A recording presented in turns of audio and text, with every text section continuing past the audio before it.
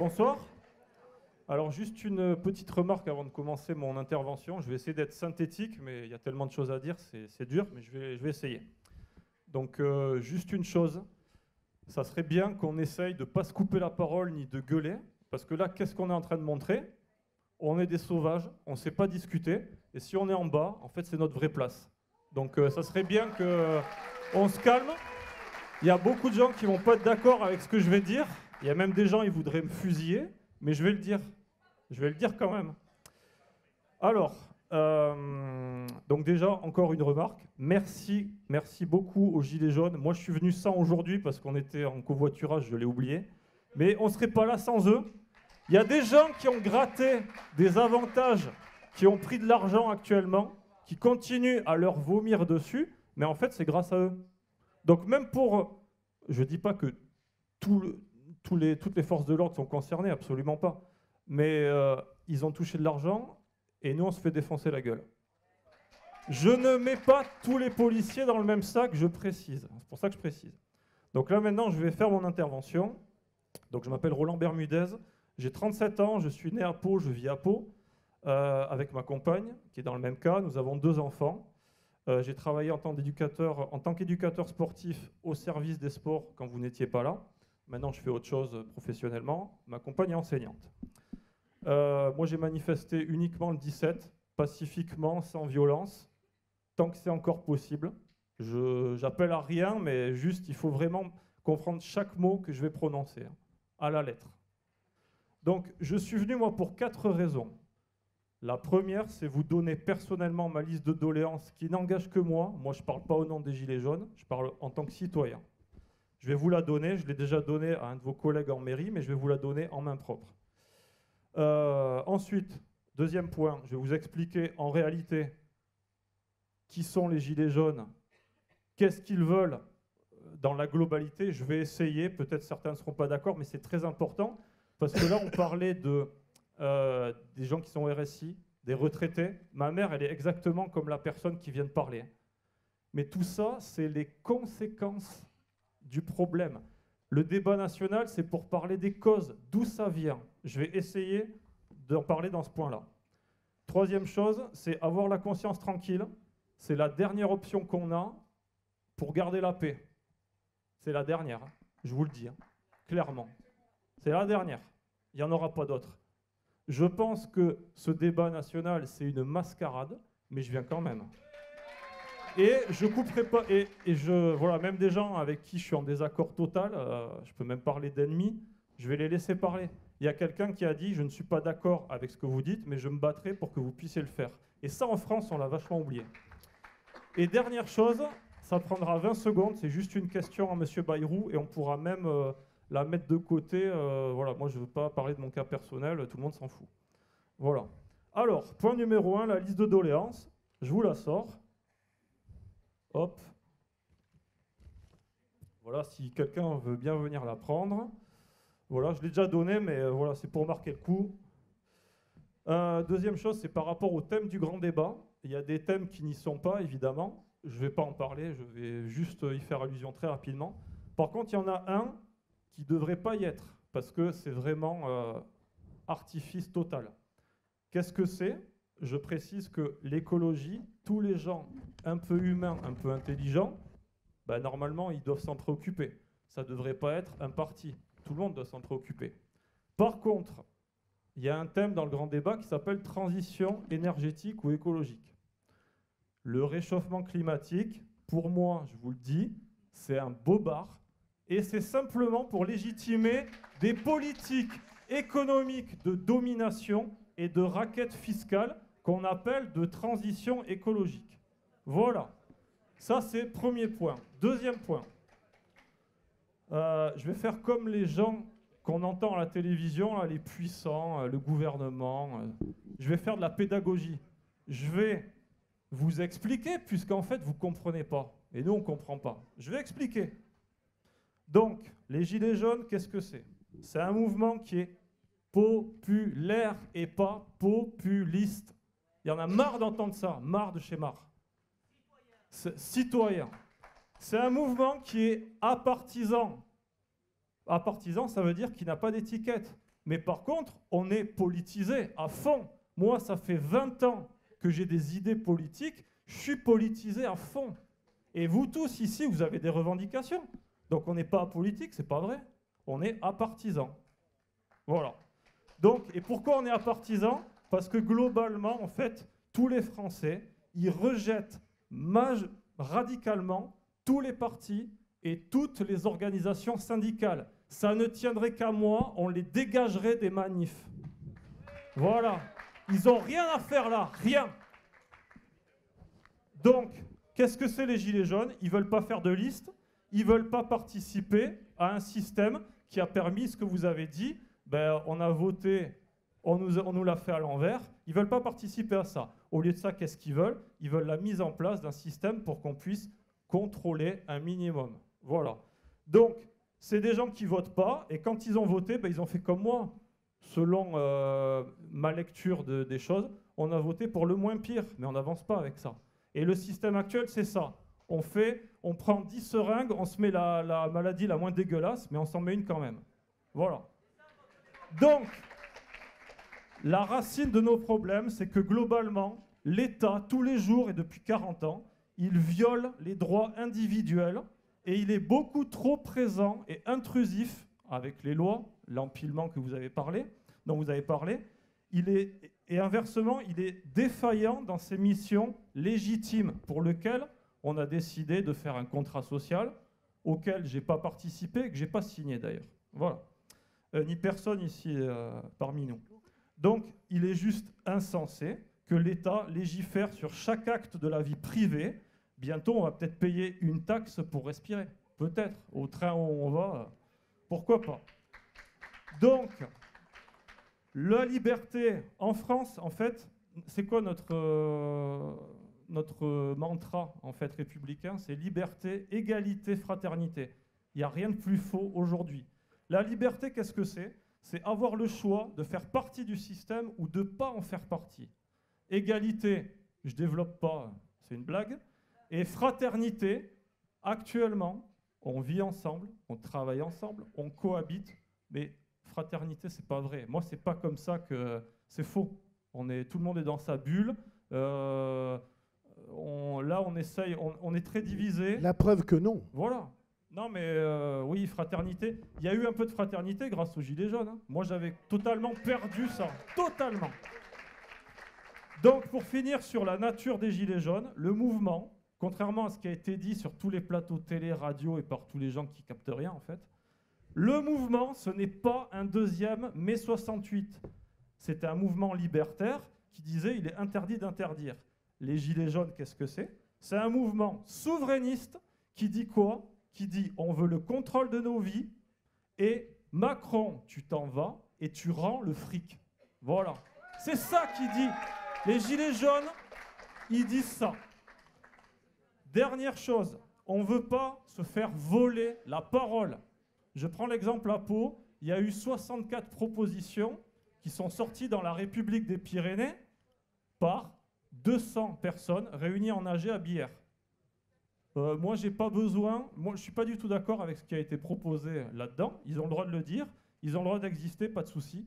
Par contre, ils n'ont pas le droit de parler au nom des gens. Ça, je leur dis, s'il y en a dans la salle qui en faisaient partie. N'oubliez pas que moi, j'ai pas envie... À mon avis, il y en a. Moi, j'ai pas envie d'avoir un programme de la France Insoumise et qu'on dise « Ouais, c'est les Gilets jaunes ». Non. Moi, je peux être pas d'accord avec vous, mais je parle pas au nom des autres. J'ai dit, je viens sans Gilets jaunes et je viens en tant que citoyen. Dernière chose sur les Gilets jaunes. Gilets jaunes, ça commence par G. G, ça veut dire Gaulois. Gaulois, c'est majoritairement la classe laborieuse, les travailleurs précaires, les gens qui souffrent économiquement et socialement, mais pas seulement. Les gens qui sont à leur compte, les gens qui ont une société. Voilà, même les gens qui sont confortables, ils se croient à l'abri, mais faut qu'ils prennent des petites bases d'économie sur les banques centrales, sur notre souveraineté monétaire. Là, ils vont voir qu'ils ne sont pas à l'abri. Alors, je tourne la page et c'est bientôt fini. Eh oui, il faut écouter, j'ai attendu. Donc, les Gilets jaunes, c'est le peuple de la France authentique. Et là, je vais citer le général de Gaulle. Général de Gaulle, dans le livre « C'était de Gaulle », Alain Perfit, c'est très bien qu'il y ait, encore une fois, prenez vraiment à la lettre, hein, l'interprétez pas, ne me faites pas dire ce que j'ai pas dit, ou politiser ce que je vais dire. Hein. Ça, c'est De Gaulle qui l'a dit. Hein. C'est très bien qu'il y ait des Français jaunes, des Français noirs, des Français bruns. Il montre que la France est ouverte à toutes les races et qu'elle a une vocation universelle. Nous sommes quand même, avant tout, un peuple européen de race blanche, de culture grecque et latine et de religion chrétienne. Et je ne suis pas croyant, mais je le dis. Mais il n'y a pas de souci. Pas de souci. Voilà. Eh bien, moi, je veux dire un mot. Je ne peux pas accepter qu'on parle de la France en termes de race. Ça, c'est exactement le contraire. Vous êtes en train de faire... C'est exactement le contraire de ce que nous avons voulu faire. La couleur de la peau, l'origine, le nom, la couleur de la peau, ça n'est pas la France. Vous essayez de me diaboliser, j'ai bien précisé avant, ne me faites pas dire ce que j'ai pas dit. Non mais, c'est une citation historique, il faut ouvrir les livres d'histoire, hein, les enfants. Voilà. Enfin, tout le monde a compris ce que vous vouliez dire. Donc hein. actuellement... Ici, si vous faites lever la main à ceux qui ont compris, tout le monde a compris ce que vous vouliez dire. Il y a des gens qui ont interprété. Moi, il n'y a aucun souci. Donc, globalement, il y a une constitution qui a été gagnée très durement. Globalement, il faut l'appliquer. Parce qu'on a fait des choses, on a dévoyé des choses. On a dévoyé des choses, mais il y a quand même certaines choses qui sont bien. Mais en fait, on les applique pas. Donc on n'est pas souverain monétairement et on n'a pas de système qui nous permet d'avoir un contrôle. C'est le référendum d'initiative citoyenne et les référendums révocatoires. Et ça doit être mis. Donc dernier point. Eh oui, mais voilà, mais on ne sait pas parler, on ne sait pas s'écouter. On le sait.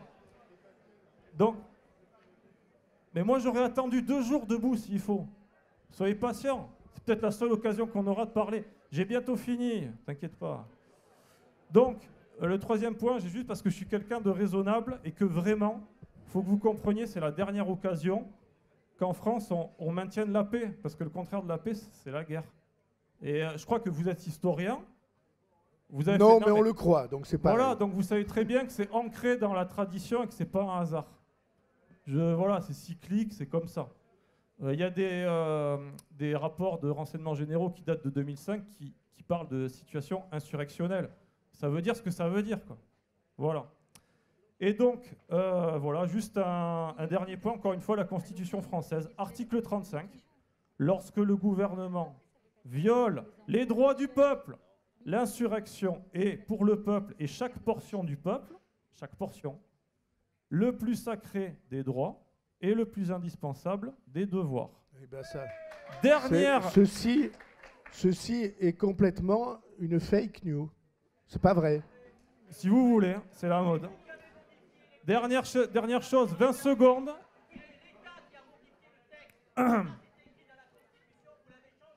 Enfin, ceci est n'importe quoi, excusez-moi de le dire. Moi, je veux bien tout entendre, mais prétendre que ce texte est dans la Constitution, c'est se moquer du monde. Monsieur, vous dites n'importe quoi.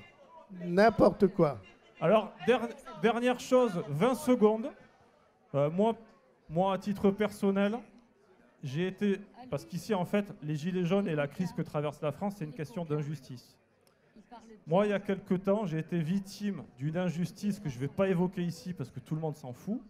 Moi, je veux simplement que vous preniez l'engagement avec moi, monsieur le maire, de me recevoir une autre fois 5 minutes pour évoquer le cas. C'est très simple.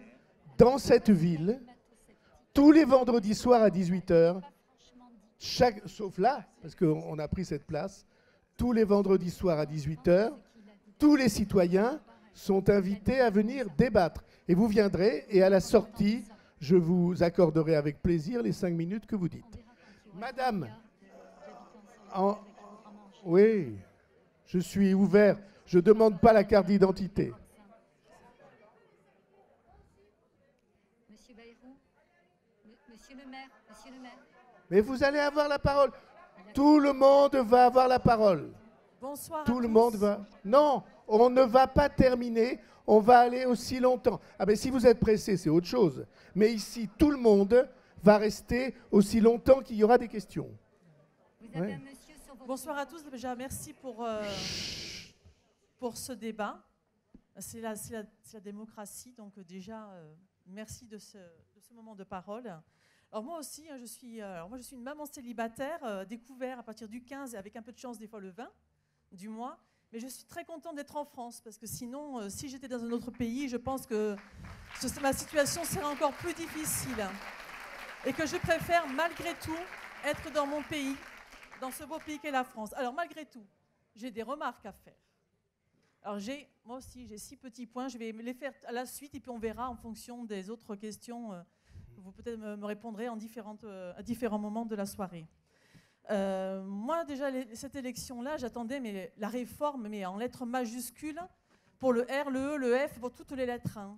Et quand on a parlé justement du pouvoir d'achat, là, depuis donc les Gilets jaunes, depuis le mois de novembre, mais moi, j'attendais vraiment qu'on me dise, mais voilà, on va faire une réforme sur l'impôt, sur les retraites. Mais j'aimerais enfin un président qui aille jusqu'au bout.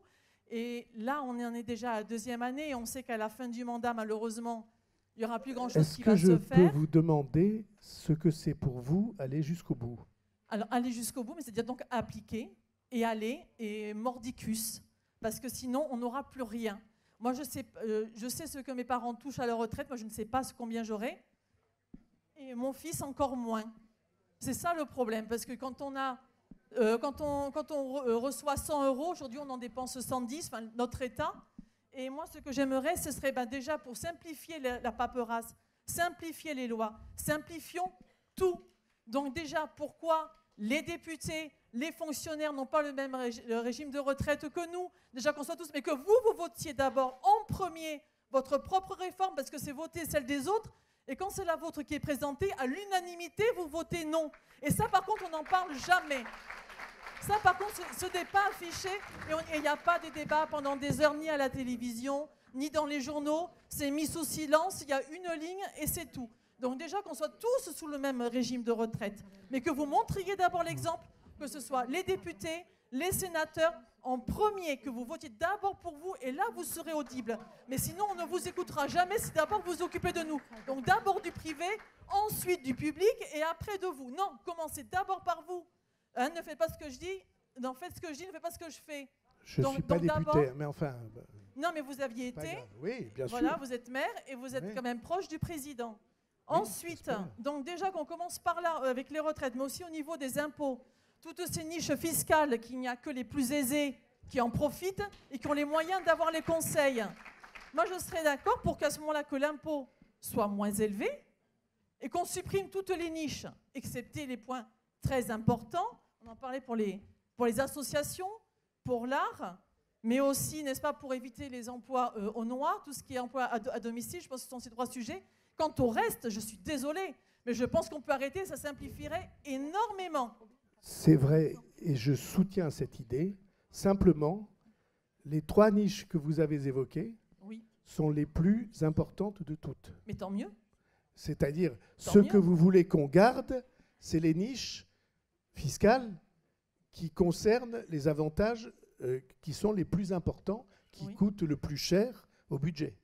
Voilà. Oui, mais au moins, c'est pour une égalité, parce que pour les gens qui travaillent à domicile, ça leur permet d'avoir des cotisations plutôt que du black où ils n'ont rien. Et à la retraite, ils n'auront rien. Ce sont des choses importantes. Là, oui, c'est important. Et ça, je le comprends, les associations aussi. L'État ne peut pas tout couvrir. Donc ça aussi, c'est important.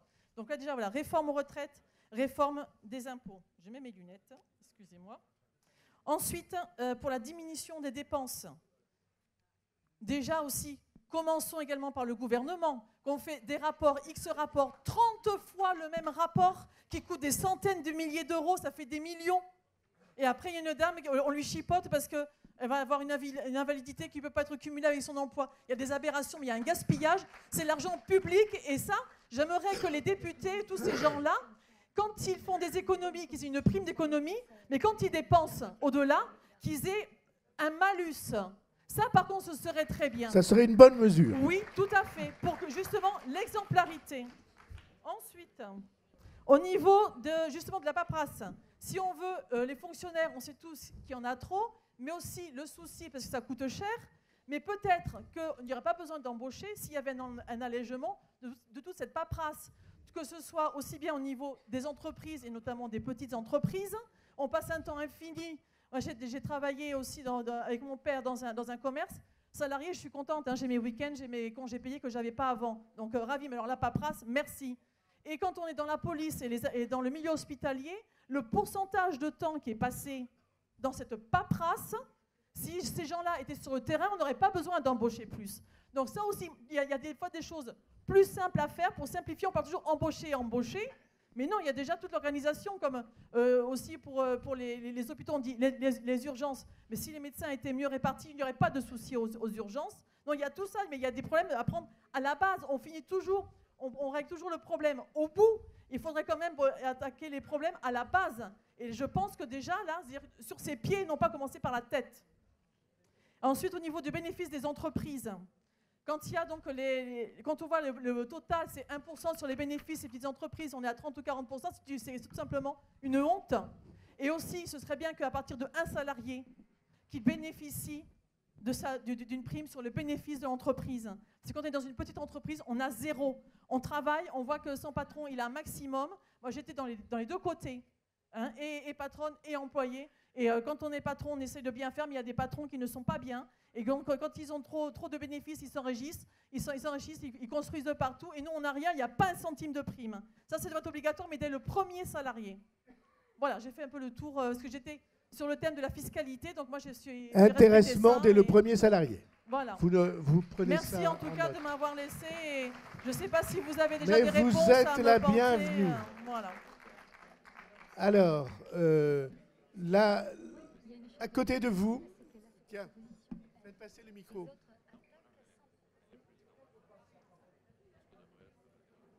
Alors bonsoir, alors moi je suis infirmière en EHPAD, fonction publique territoriale. Donc je voudrais juste dire qu'on est tous dans la même situation, public, privé, c'est la merde partout.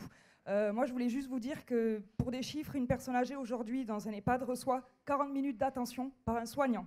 Le week-end, je suis toute seule pour 70 résidents, j'ai 10 heures pour faire tous mes soins, j'ai 2 minutes par patient. Où est-ce que vous êtes ? Je suis à Sauvagnon. Voilà, donc j'ai 2 minutes par patient pour des médicaments le matin.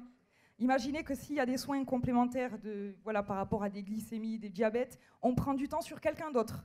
Voilà, je voulais juste vous dire ça. Le public, le privé, c'est la même galère. Je sais pas, moi je suis aussi gilet jaune de la première heure.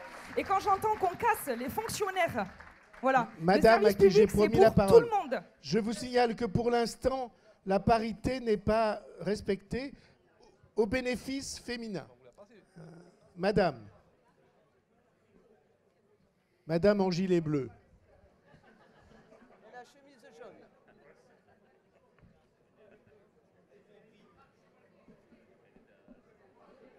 Bonjour.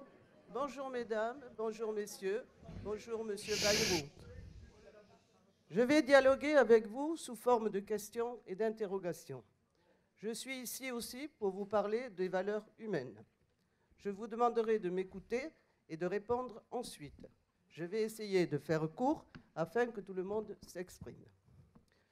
En décembre 2017, notre président a transformé l'impôt de solidarité sur la fortune en impôt sur la fortune immobilière, avec pour objectif de relancer l'investissement dans les entreprises françaises et de favoriser ainsi la création d'emplois.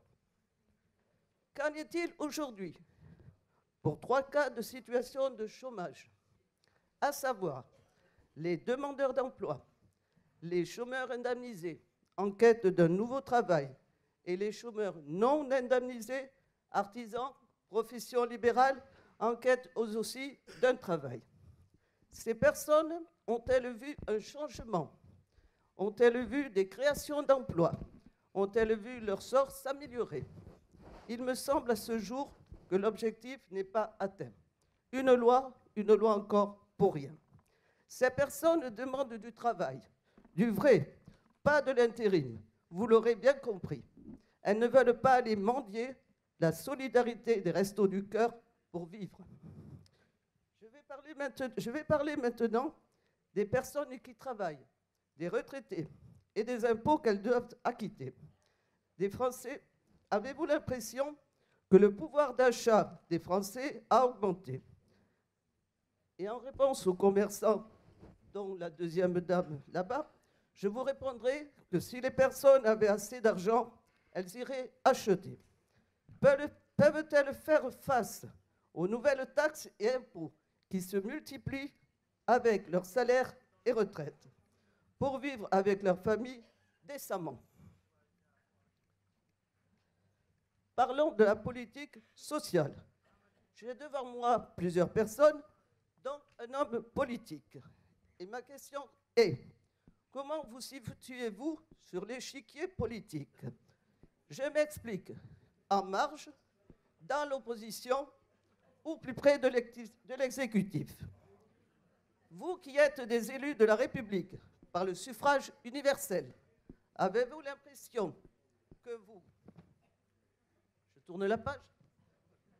Que vous représentez les Français dans leur diversité d'opinions et d'aspirations sociales, dans le rôle qui vous est dévolu, c'est-à-dire celui de la discussion et du vote des lois?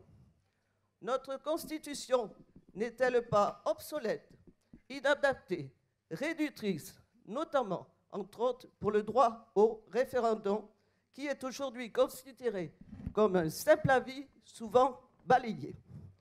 Pour moi, c'est une certitude et je pense qu'il faut en changer. En vous remerciant de m'avoir écouté, je terminerai par cette dernière question. Où est la place de l'humain qui souffre, qui s'appauvrit et qu'on réprime sans aucune considération ni compassion dans l'indifférence et l'insensibilité? Humaine de notre planète France qui vacille et meurt chaque jour un peu plus. Madame.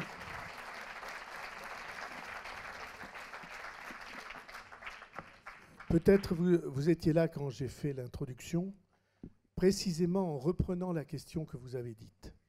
Parce que j'ai été frappé dans les dialogues, y compris avec les groupes de Gilets jaunes ou les individus qui se présentaient comme Gilets jaunes, les personnes qui se présentaient comme Gilets jaunes, j'ai été frappé que revenait assez souvent, et sur beaucoup de problèmes que nous avons indiqués, le sentiment que ça n'était pas humain, que la situation, elle était devenue probablement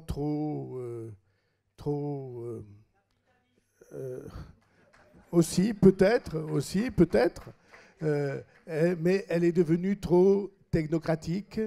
L'État, les règlements, les lois, les administrations sont trop loin. On ne peut plus avoir personne au téléphone. Moi, je suis frappé de ça.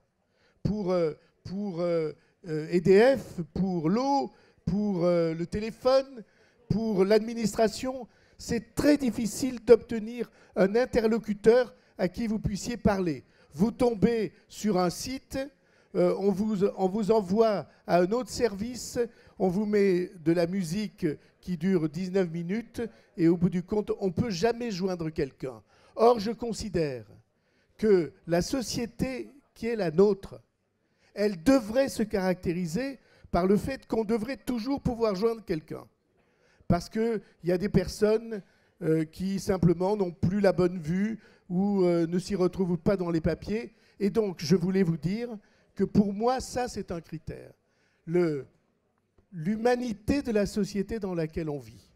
Et je trouve que, de ce point de vue-là, on a un énorme progrès à faire qui commence d'abord par poser la question, comme vous l'avez fait et comme beaucoup l'ont fait ce soir sur les différentes questions qui se sont exprimées. Voilà. Oui, bien sûr. Sur l'humain qui est déprimé, ben, exemple. Non mais, moi je ne veux pas parler de ce qui s'est passé. Vous ne voulez pas parler. Non, si, je veux parler en disant ceci. S'il n'y avait pas eu des agressions contre les forces de l'ordre, il n'y aurait pas eu ce climat-là. Peut-être personne le dira, Mais moi, je veux le dire. Parce que, Et moi, et je veux ajouter que j'admire beaucoup les fonctionnaires, les gendarmes ou les policiers moi aussi, qui monsieur. gardent leur sang-froid en face d'un certain nombre d'attaques qui est insupportable et inadmissible Oui, monsieur. dans quelque Oui, pays que monsieur. ce soit. Oui, monsieur Bayrou. Moi aussi, je le conçois. Voilà. Excusez-moi, monsieur Bayrou. Écoutez, Moi j'ai aussi, vu je comme vais vous, compléter à ma- Toulouse, c'est Je pas vais- loin, à Bordeaux, vais compléter les ma- vitrines démolies à je vais coups de pied, compléter ma démolies question. à coups de bélier. Monsieur Bayrou. Et ceci est inacceptable. Monsieur Bayrou, Voilà. vous ne me donnez plus la parole. Vous ne me donnez plus la parole. Ben, Actuellement, vous ne me donnez plus la parole. avez monsieur parlé, Bayrou. madame, plus non, que j'ai les pas autres. fini parce que je ne vous ai pas répondu sur ce que vous avez répondu vous-même. Donc, si c'est un aller-retour, effectivement un aller-retour, c'est un dialogue, ne l'oublions pas. Donc, en ce qui concerne la répression des humains en tant qu'individus, je dis bien humains, j'ai trouvé anormal qu'il y ait autant de forces de l'ordre, bien que je les respecte, qui se soient lancées sur des gens, occasionnant des blessures souvent très graves. Voilà. je ne vous ai pas dit le contraire. Ah, presque. Je pense, tiens, je vais dire une phrase imprudente. Je pense que ça ne vient pas tant de l'armement que de la mise en œuvre de l'armement. Il y a des consignes dans certains corps, il y a des connaisseurs qui applaudissent là-bas, il y a des consignes dans certains corps qui ne sont pas les mêmes. Et moi, en tout cas, je ne veux pas laisser accabler ceux qui ont la responsabilité de notre sécurité.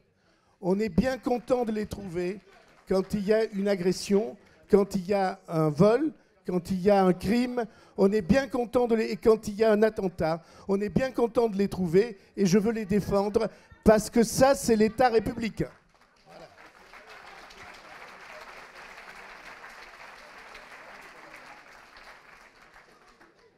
Qui s'est exprimé en dernier? C'est vous, madame. Alors, on va passer à un garçon.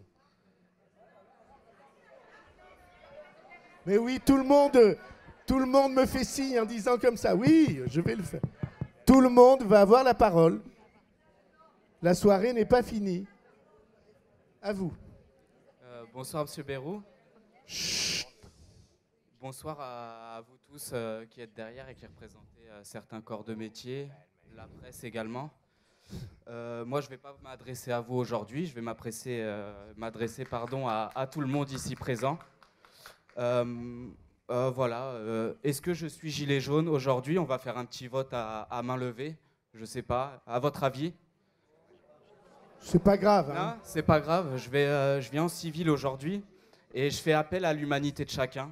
Voilà. L'empathie de chacun dans tout ce qu'on a pu écouter, dans chacun son quotidien. C'est le partage. Voilà. Moi, je suis pas né dans une famille. Je suis pas né dans la soie. Je ne suis pas né dans la rue, je suis modeste et voilà, je fais appel au partage. Le partage, on dit souvent que c'est l'impôt, que c'est autre chose. Mais voilà, on a besoin, je pense tout à chacun, que les choses soient justes, que ce soit dans le travail. On travaille, on a besoin d'avoir quelque chose en face. On demande quoi? De se loger, de se nourrir, d'être au chaud. Et un petit loisir, c'est le mérite, c'est ce qu'on peut faire avec notre travail. Donc voilà, j'en appelle à chacun. On n'est peut-être pas tous d'accord avec les gilets jaunes, on a peut-être un foulard rouge, peut-être à Bayonne ou peut-être contre les gilets jaunes, je ne sais pas. On a perdu le sens de tout ça. Souvent on parle d'argent, mais voilà, je vois pas au capital humaine. Bah, j'ose y croire. J'ai beau avoir porté souvent le gilet jaune. Et, je suis peut-être un utopiste, mais j'espère, voilà. En tout cas, je suis jeune et j'ai des convictions, je suis engagé. Et voilà, faisons tous qu'on peut faire avec nos compétences. Voilà, gardons nos convictions, que ce soit l'infirmière qui a choisi ce métier-là par conviction, le politique qui a choisi ça par conviction également, peut-être. Voilà. C'est ce que j'avais envie de dire. Je suis content en tout cas que le slogan, qui est une définition pour nous, vous plaise, parce que c'est exactement ce qu'on cherche à faire. Merci beaucoup. Féminin, madame, derrière. Bonsoir tout le monde. Je répète, vous levez tous la main en me faisant des signes comme ça. Vous allez tous avoir la parole.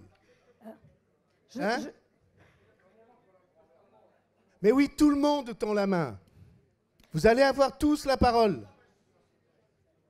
Mais vous allez tous avoir la parole. Merci. Madame. Bonsoir à tout le monde, mesdames, messieurs. Alors, moi, je vais faire un petit préambule, synthétique si possible, parce que je comprends, et d'ailleurs, je rejoins beaucoup ce que la dame tout à l'heure du RSI a dit. Exposer sa vie privée, c'est compliqué. Et je n'ai pas envie de rentrer trop dans les détails de la mienne. À présent, j'ai bien retenu que le vendredi, il y a ces débats. Et donc, peut-être tous les vendredis soirs à 18h, voilà. soit à la mairie, soit dans les quartiers. Mais tous les vendredis soirs. Voilà. Et si vous avez un problème personnel, tous les matins à 11h, il y a un adjoint qui est chargé de recevoir les citoyens. D'accord. Parce que mon problème personnel concerne énormément de choses qui ont été dites. Ceci dit, je n'ai pas envie d'exposer ma vie non plus de 100%. Par contre, en préambule, je vais vous dire une chose. J'ai travaillé, j'ai 56 ans. J'ai travaillé à 17 et 18 ans quand je faisais mes études. Moi, je n'allais pas me dorer la pilule sur toutes les plages d'Aquitaine, même si je n'étais pas très loin. Donc, j'ai cotisé, je vous laisse faire le calcul globalement, mais enfin, j'ai cotisé plus de 35 ans de ma vie. Aujourd'hui, je suis demandeur d'emploi depuis avril 2018 pour cause de maladie, malheureusement. Je n'ai pas cherché à être malade. Donc, j'estime que mes droits à la rue, eh ben, je suis désolée, je ne dois rien à personne. Je ne les dois qu'à moi. Parce que moi, j'ai cotisé pendant des années pour tout le monde. Donc ça, c'est un préambule. Je veux qu'on comprenne bien que les demandeurs d'emploi qui sont en fait en recherche d'emploi ne sont pas tous des feignants. Parce que des feignants,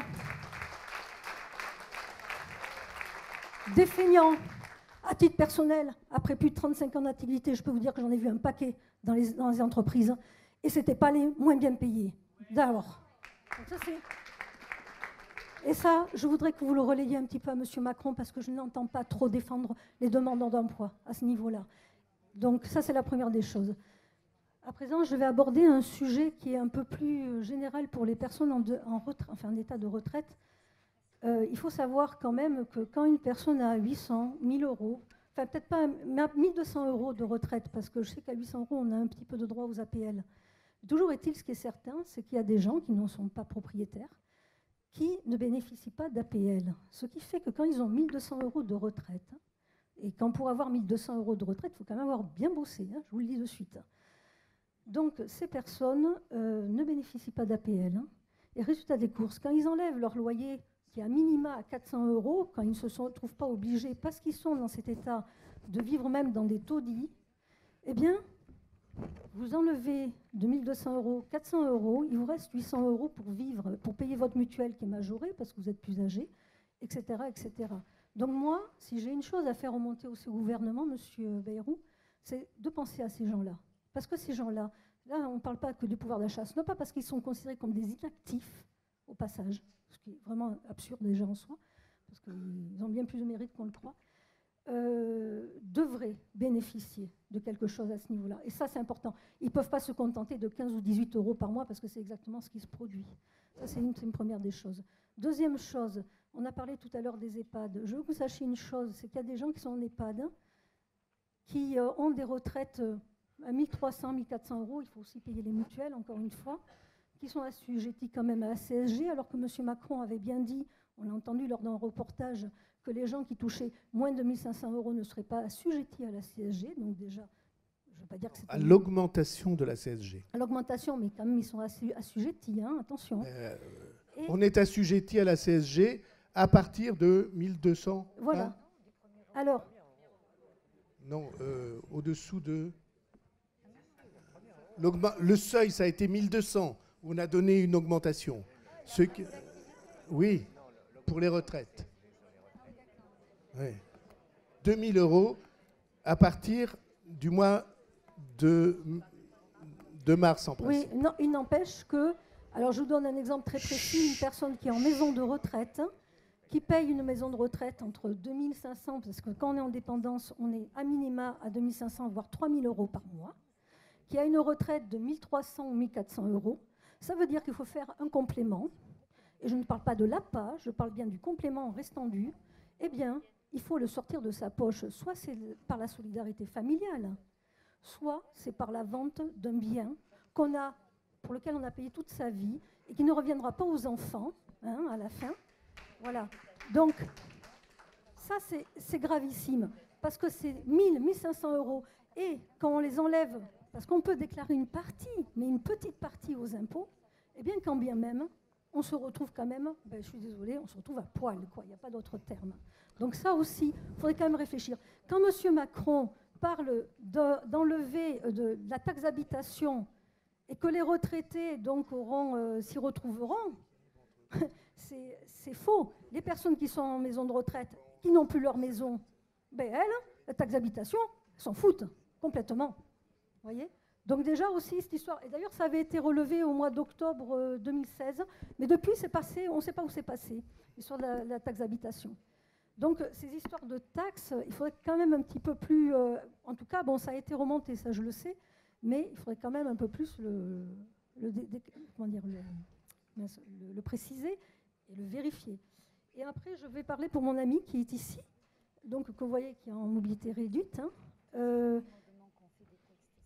Il faut quand même penser quand même que les personnes en état de mobilité réduite ont un problème. On les parque chez elles, il faut le savoir. C'est-à-dire qu'à partir d'un moment, on les oublie, carrément. On les oublie. On leur file, 900 et quelques euros, je ne sais plus combien.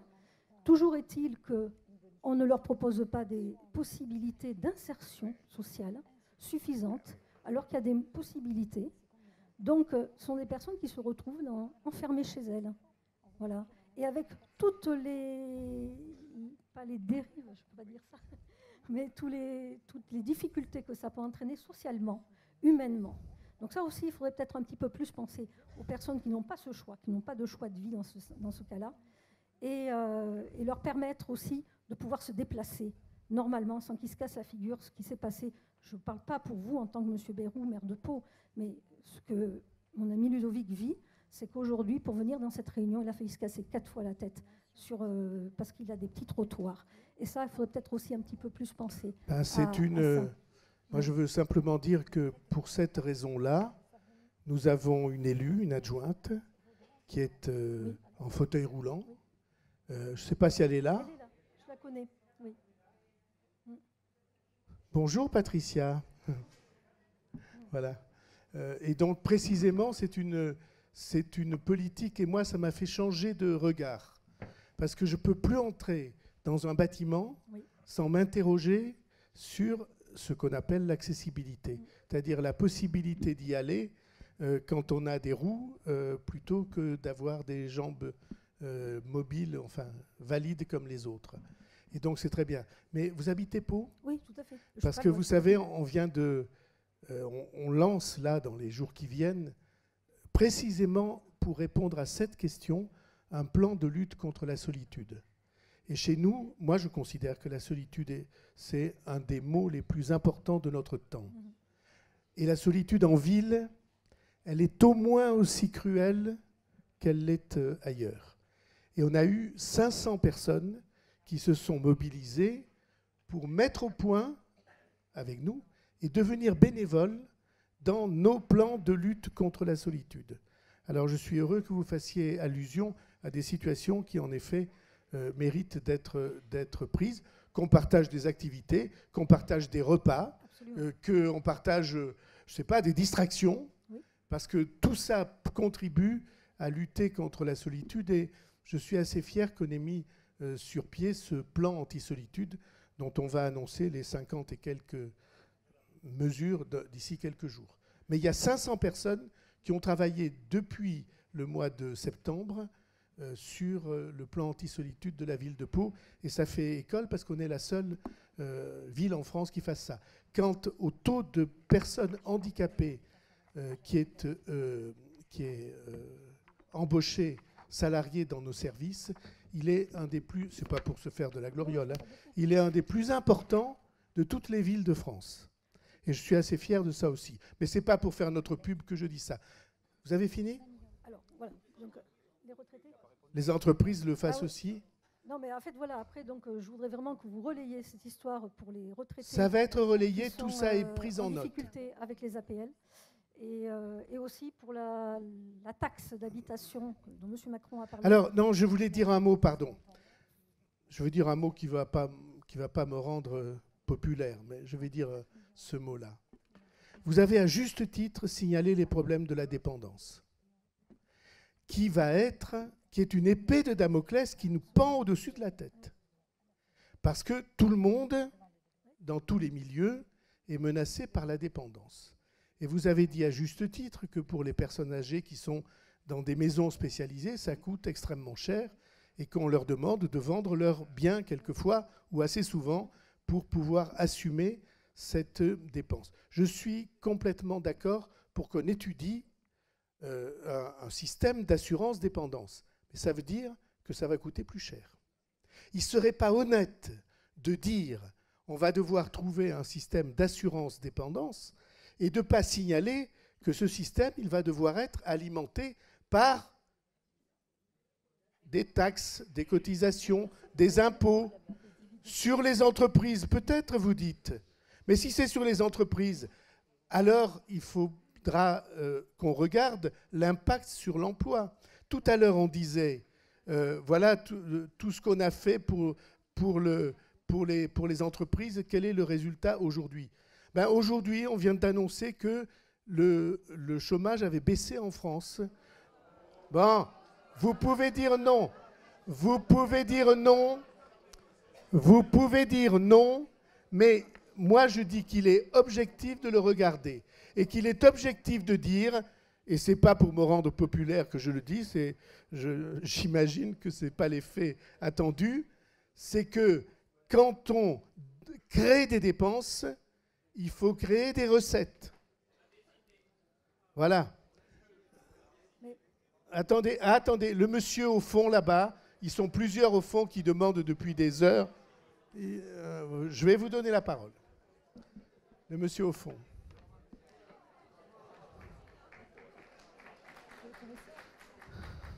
Bien, bonjour, donc, je m'appelle Cyril Marconi, je suis enseignant-chercheur à l'université et je suis aussi un militant politique et je suis un militant politique à Lutte ouvrière. Alors oui, ce mouvement des Gilets jaunes, grâce à leur mobilisation, ils ont pu mettre là sur le devant de la scène publique, au centre du débat public, les questions qui sont les plus essentielles pour toutes les classes populaires de ce pays. Il faut un salaire pour vivre. Il faut des retraites, pas des retraites minables, là, après toute une vie de travail. Il faut des services publics, là on en a parlé longtemps, les EHPAD, les hôpitaux où il manque de tout. Il faut des services publics qui puissent satisfaire les besoins de la population. Ça, grâce au mouvement des Gilets jaunes, c'est au centre du débat public. Et grâce à leur mouvement, Macron, il a reculé un petit peu. Il a dû bouger. Il n'a pas eu le choix. Hein. Alors il a fait des concessions. Alors c'est vrai, ces concessions, elles sont minables. Hein, c'est des miettes. C'est rien du tout en réalité. Mais il a quand même été obligé de bouger, en espérant faire rentrer les manifestants d'ailleurs et arrêter de manifester. Et ça ne s'est pas produit, ça. On a continué de manifester. On a continué. Et là, qu'est-ce qu'il a sorti? Il a sorti les matraques. Et oui, il a sorti les matraques. Il a sorti les flashballs pour tirer dans la tête des manifestants. Oui, ça, il l'a fait. Le bâton. Et après le bâton, qu'est-ce qu'il fait? La carotte. La carotte, c'est ça, le grand débat, là. Hein, la carotte, pour faire diversion, parce que c'est que ça, le grand débat national. C'est une opération simplement de diversion. Mais pourquoi vous venez y participer? J'y viens. Voilà. C'est que vous y trouvez un intérêt. C'est une opération de diversion. Vous trouvez un intérêt? C'est le grand débat de M. Bayrou, là? Pardon. Oui, c'est le grand débat national. D'accord. Je suis un citoyen comme vous. Donc ne me coupez pas la parole. Je ne vous coupe pas la parole. Merci bien. Mais vous dites que ça vaut rien et vous venez y participer. Pour changer les choses, pour changer notre sort, il faudra bien plus qu'un grand débat national. Là, attends, laissez-moi parler.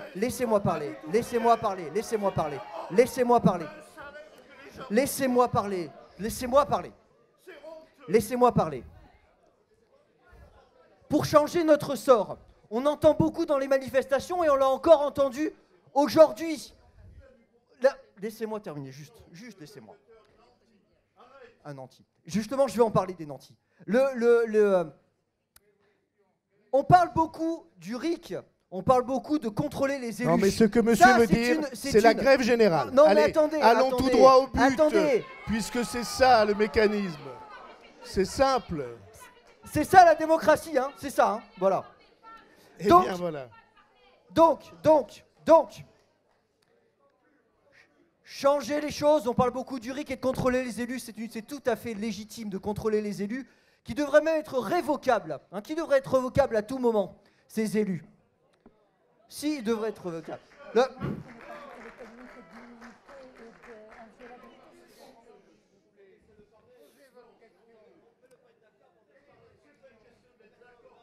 La législation.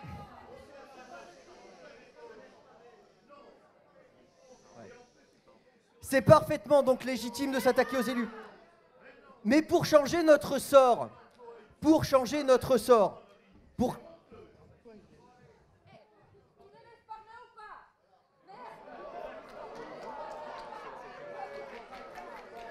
Ça suffit maintenant.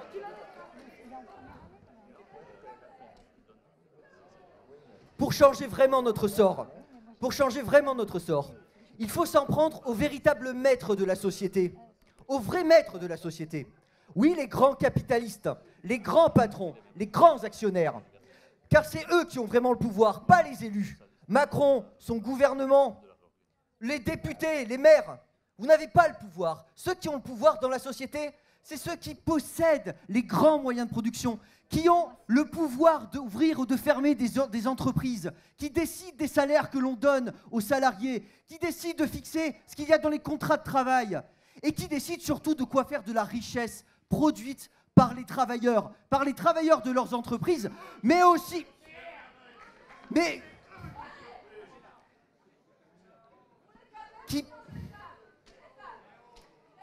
qui utilisent donc la richesse produite par ces travailleurs. Et cette année, qu'est-ce qu'on a appris? Les actionnaires du CAC 40, ils ont engrangé 58 milliards de dividendes. 58 milliards, 12% de plus que l'année précédente. Personne n'a vu son salaire augmenter de 12%, sa retraite augmenter de 12%. Personne, mais eux, oui. Et qu'ont-ils fait pour ça? Eh bien, rien.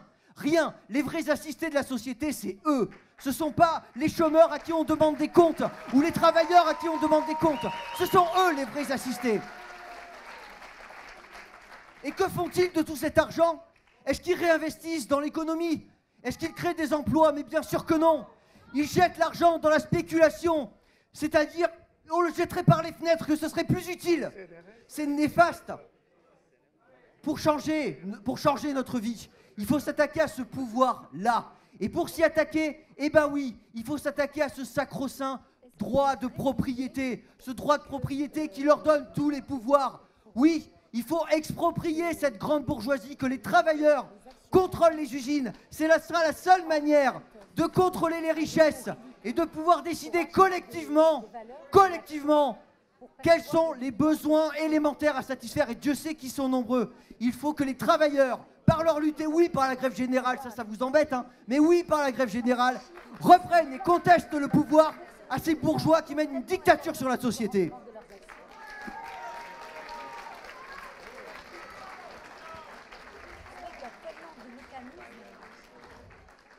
Bon, si j'avais le temps, je vous demanderais si vous connaissez un seul pays dans le monde qui a réussi avec des thèses aussi choquantes que celle-là.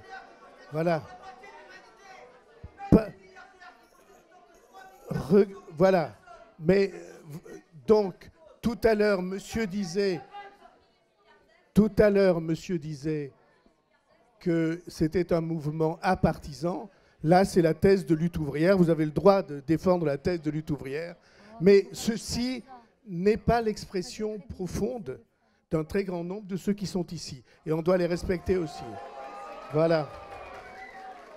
Merci. Non, il me faut un bras féminin. Madame.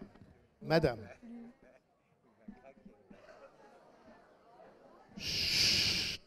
Alors, je suis Françoise Douze-Delclos et je suis présidente de l'association départementale de la médaille de la famille. Alors, la lettre au français est bien longue et pourtant, à aucun moment, il n'est nommé le mot famille. Donc, vous me permettrez alors de vous témoigner toute mon indignation, car la famille est bien actrice dans chacun des 4 domaines de la lettre au français. Elle en est même souvent l'actrice principale. La classe moyenne de la société et sa partie la plus pauvre se composent presque totalement de familles. Elle est composée de consommateurs, elle est un agent économique incontournable. Depuis quelques jours, nous savons, sur le plan de la natalité, que le nombre d'enfants par femme est passé de 2 à moins de 1,88 en 4 ans, alors que le désir d'enfant demeure stable à 2,3 environ. Cette baisse concerne toutes les catégories sociales. Il existe donc bien dans notre pays un signe de difficulté pour les familles. Il faut prendre conscience que ce phénomène de démographie devient de plus en plus grave. La solidarité intergénérationnelle joue un rôle majeur dans les retraites, l'assurance maladie et les activités professionnelles.